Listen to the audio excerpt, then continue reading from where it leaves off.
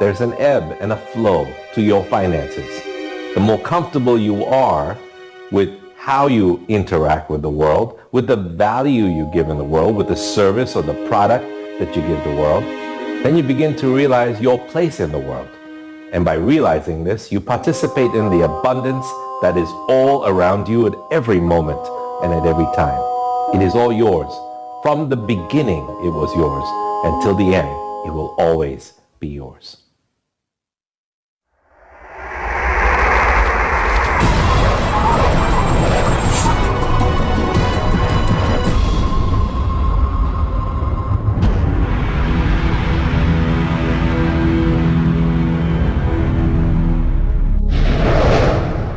The meta secret to relationships is to know that the universe is giving you love right now. When you give love to the universe, when you give love to another, you will receive love in turn. Love is the essence and nature of relationship. Relationships are a two-way street. It's not just about taking and giving and receiving and getting what you want, but it's also about giving.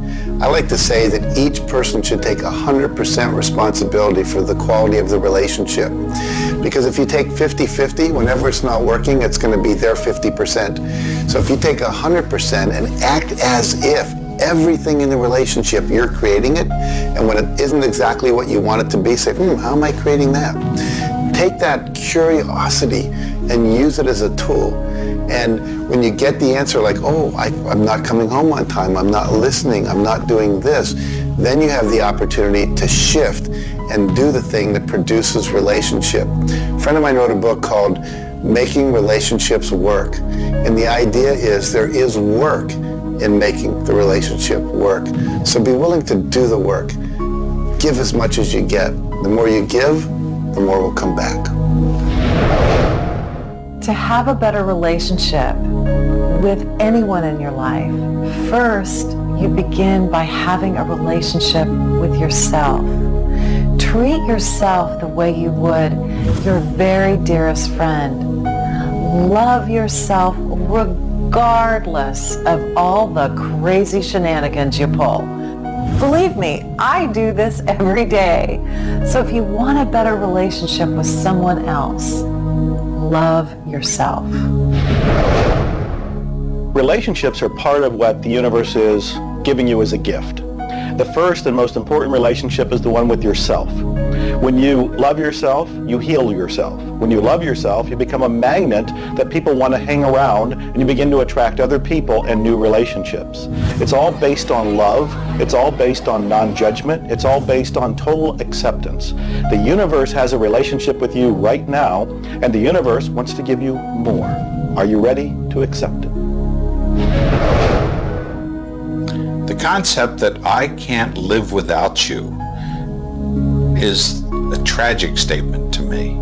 The idea that I need somebody else to complete my life, I need somebody else or my life's not worthwhile is a very sad statement, and I think someone needs to take a good look at themselves when they say that. When you start to think that thought, stop for a second and realize life is full of stuff, and sometimes stuff is potholes, and sometimes stuff is bridges are out ahead, and sometimes there's a detour in life. I heard somebody once say that sometimes the most beautiful scenes in life are the ones we observe on a detour. Have you ever gone on a detour and realized that your life wouldn't have been the same if you hadn't taken that twist or that turn in your life?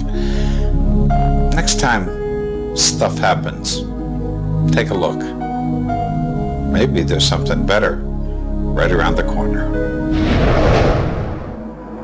The law of cause and effect tells us that there's no such thing as coincidences. Everything that happens in this world happens because of a reason. Someone, somewhere, created a cause. It may not be something you are aware of. It may not be something we can even begin to realize or see at this level. But at some level, someone, somewhere, or a group of people, or even us, may have created it. And so as a result, we see the effect. We see the effect around us. We see the effect everywhere on this planet. Everyone asks me, Jay, how in the world can I have a better, a happier, a richer, a more joyous relationship? And it's very simple. First thing is you got to slow down enough to be externally focused. It's all about them. The more interested and externally focused you are on the other person, the more extraordinary their experience will be, and the more naturally they'll reciprocate it. The second, and you're watching me, and I've got a serious side, and you know that, but you got to get in touch with your childlike sense of curiosity, of innocence. The third is you got to be in the here and now, and that's so trite and said so often, but being in the here and now means connecting deeply and being aware of what people are saying and looking at them and being responsive to their feedback and their mannerisms. And the last thing and the easy thing is to, again, as I said earlier, enjoy the process. We are so busy, so stressed in our life, trying to get from one thing to another, trying to multitask, that the greatest way to have wonderful relationships is to commit, not just the time, but your being, to being there, to connecting. For me, the meta secret to relationships is to be the person you're looking for. Whatever it is you're out there looking for, be that and give it away. If you're looking for someone who's loving and kind and compassionate and generous, you need to be loving, kind, and compassionate and generous. Whatever it is you want, you've got to be that and express that out into the universe. And whatever you express out is going to come back multiplied. The meta secret of relationships is for you to develop an identity that brings out the best in your partner and helping your partner to be the best that they can in order to bring out the best of who you are. Criticism seems to be a big problem. If you are really secure in yourself and somebody criticizes you, it isn't going to bother you. Now, if you're insecure and somebody criticizes you, it's really going to bother you. You see, 9 out of 10 times, the person that's criticizing you really wants to help you. They just haven't really learned how to communicate effectively. But let's not let somebody else's criticism or their way of helping us shake us. If we're solid in our own self and we really understand ourselves, then we can handle it and it won't be any problem. If criticism really rattles your chain or rattles your cage or really upsets you, it's not the criticism that upsets you. It's not the other person's opinion that upsets you. It's how you react to it. And you see, if you were really solid within yourself, you would respond to it. You'd thank them for it and say, but I really don't choose to do that. Or you'd say, well, thank you, that's probably a good idea, I'll try it. But they're not going to knock you off track. So it goes back to have a good sound self-image, a good image of yourself. Maxwell Maltz wrote a beautiful book on that way back around 1960 called Psycho-Cybernetics. Psyche-cybernetics. Cybernetic is the communication mechanism in our mind. It's the image that we hold of ourselves. It's like a life-governing device. Well, you've got an image of you just same as I have an image of me. And our image controls how we walk, how we talk, how we dress, how we meet and greet people. And it also controls how we handle criticism when it comes our way. And it will come your way, just same as it comes to me and everybody. We want to be solid in our own belief about who we are and what we are. Let's really get to know ourselves. And then, rather than react, let's respond. It doesn't matter how they approach, whether they're diplomatic and trying to help us or whether they're trying to find fault. It won't really make any difference. We will listen to what they have to say, listen to it, and then we'll either accept it or reject it, but it isn't going to affect the relationship with the other person one bit. There is masculine and feminine in everything. Nothing is entirely masculine, nor is it entirely feminine. We have different aspects of yin and yang, of harshness and softness, different aspects of masculinity and femininity in everything. If you take a look at life and see it all as a combination, see how we are always living in combination, then you begin to realize and to also appreciate the law of gender. Relationships are about communion, taking our life and making it sacred through connection with another human being. So communion and making sacred is what relationship is all about. You know, there's a lot of lonely people around. And if you're lonely, I'm going to let you in on a secret. You're always going to be lonely until you become friends with yourself. If you're looking for company outside of yourself, you're looking in the wrong place. You want to go inside. And when you get to really look at you, you're going to feel so good about you. You're going to love yourself. Now, you see, as a little kid, you were probably taught, don't love yourself, that's conceit. I know I was, and most of the people I know. That's not conceit. That's a healthy, conscious awareness of who we really are. I'm not talking about an ego trip. I'm talking about really becoming acquainted with yourself. You've got to build a good relationship with you, or you're always going to be lonely. When you get angry, look at it as, okay, this is a gift. I need to release something here. And in that process, relationship becomes a school for growth instead of just like it's someone that's going to please me. Look at how can I serve them and how can I learn from them, as opposed to how can I manipulate them to give me all my needs met. If you do that, you're going to end up with a much better relationship.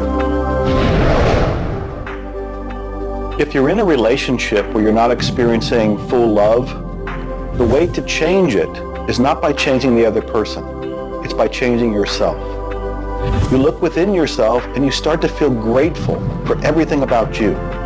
As you change your relationship with yourself, magically, the outside relationship will change as well. You will suddenly see it transformed.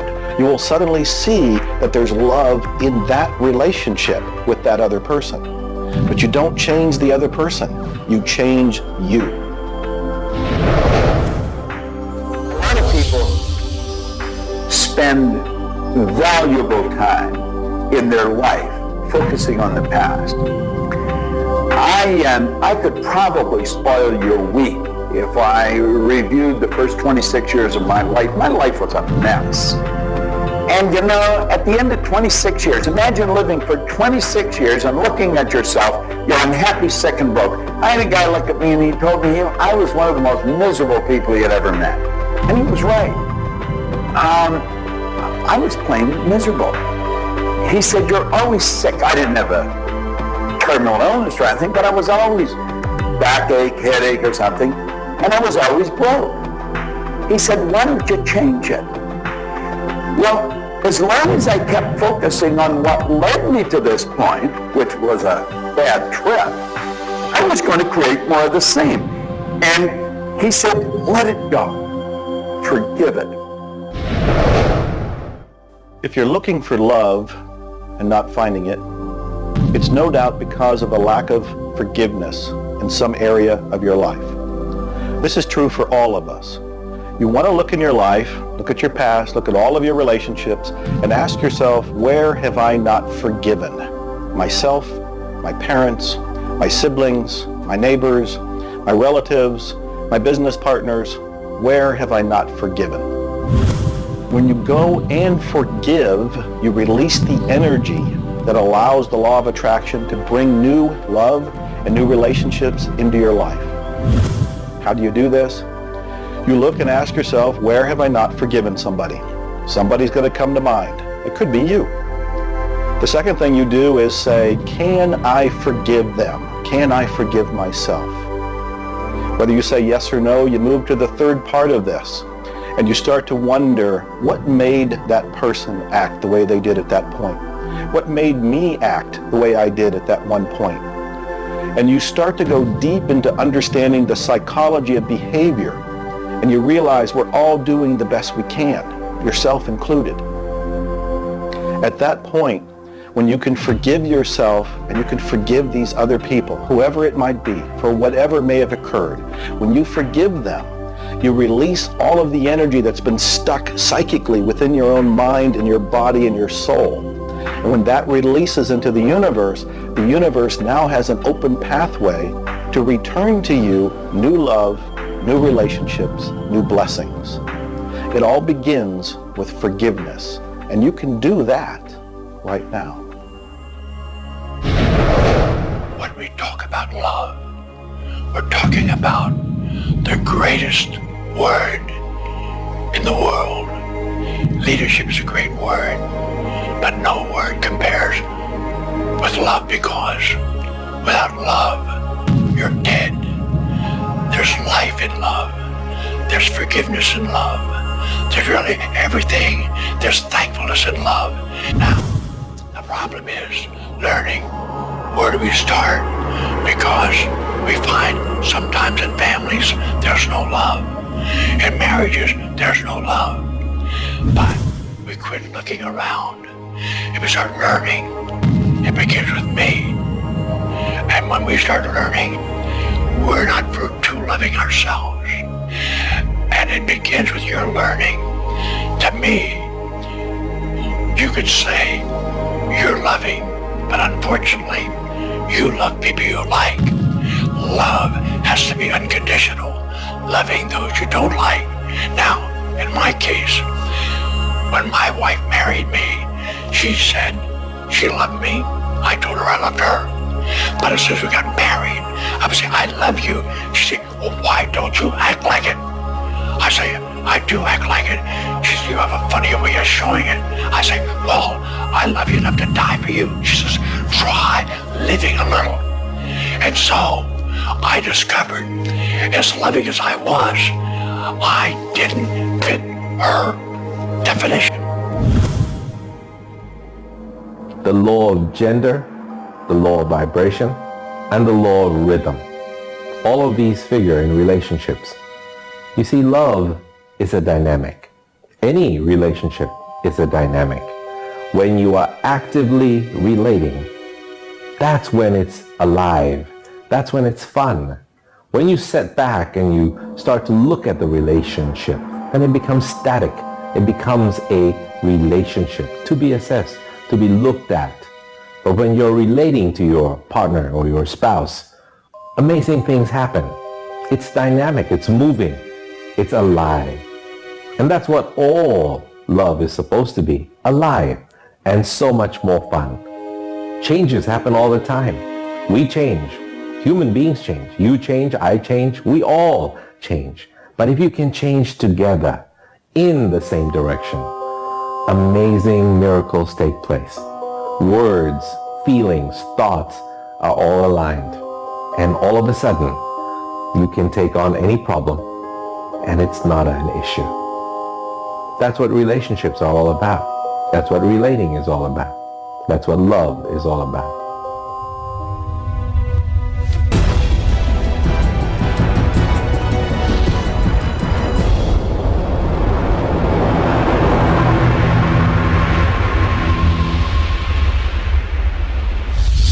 はじめに言葉ありき、すなわち、クリエイターなるものはやはり言葉、振動を用いて全てを設計されたんではないかと思うんですね。そして、その、振動の、設計図は非常に緻密なもので美しい共鳴振動にあふれたものであったことでありましょう。もし、先ほどの実験にもやったように、非共鳴、同士の組み合わせであるならば、それは破壊的なエネルギーとなって、命を形作られないからです。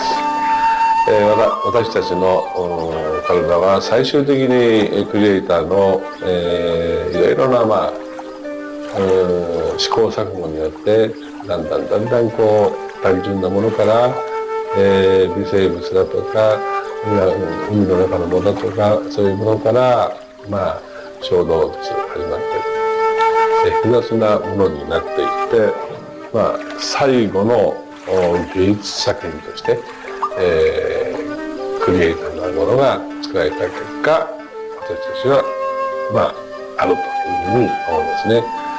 その本来の設計というものが、バランスの取れた振動の組み合わせというものが、何らかの要因によって崩れていくときに、私たちはストレスを持ち病気になっているんだというふうに考えています。As you've already seen from Dr. Masaru Emoto, water makes up 85% of our body. And the thoughts we think actually create a vibration in the water that has memory. And so you have to think positive thoughts. Again, we go back to forgiveness and letting go, thinking positive thoughts, expecting to be healthy, not listening to what people tell you, not taking in beliefs. I have been out in the sun my whole life. I've never gotten skin cancer, don't intend to get skin cancer. And when stuff comes on about it, I choose not to listen to it because I know that belief would affect me. So I believe that I am a person that my spiritual connection keeps me healthy. Also, though, I work on the level of the physiology of the body, the biochemistry. It makes sense to play at that level. I eat organic food. I drink healthy water that's not contaminated with chlorine and all the stuff they put in it, so I filter my water. I eat the right kinds of nutrients for my body. I've found out what I'm allergic to, and I've basically eliminated those from my diet. I exercise. So exercise and keeping my body toned. We want to have resistance exercise. We want endurance, which means we need to jog and do aerobics and things like that. And we need to have flexibility, things like yoga and Pilates. So we need a complete system to keep our body healthy. And then a detoxification, I think, is the part that most people don't do enough with. We are taking in so many toxins in the air we breathe.